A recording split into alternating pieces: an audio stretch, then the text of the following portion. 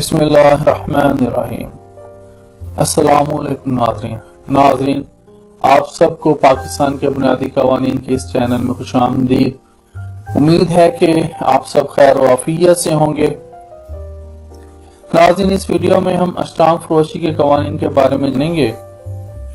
Stamp فروشی کے قوانین ناظرین، CLC 2014 صفحہ 1374 اس کے مطابق جو بھی شخص اسٹامپ فروش ہو مگر اس کے پاس تحریری دستاویز کا لائسنس نہ ہو تو کسی بھی قسم کی تحریر مثلا سیل ڈیڈ، رہن نامہ، معاہدہ بیع یا کسی بھی قسم کی تحریر لکھنے کا مجاز نہیں ہے۔ اب ایک اور ریفرنس لے لیتے ہیں MLD کا 2005 کا صفحہ نمبر 1871۔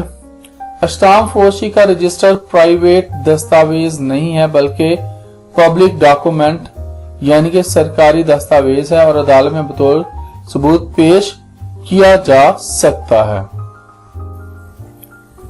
ناظرین، مزید مذکورہ والا کیس لا میں قرار دیا گیا کہ اسٹامپ فروشی کے رجسٹر کی مصدقہ انوکول قانون شہادت کی آرٹیکل 87 کے تحت حاصل کی جا سکتی ہیں۔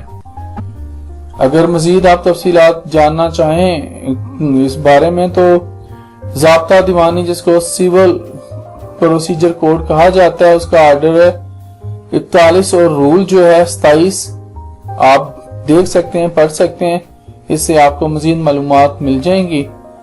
ناظرین، اللہ تعالیٰ سے دعا ہے کہ آج کا دن آپ کا خیر و عافیت سے گزرے۔ انشاءاللہ پھر اگلی ویڈیوز میں ملیں گے۔ اجازت دیجیے، اللہ حافظ۔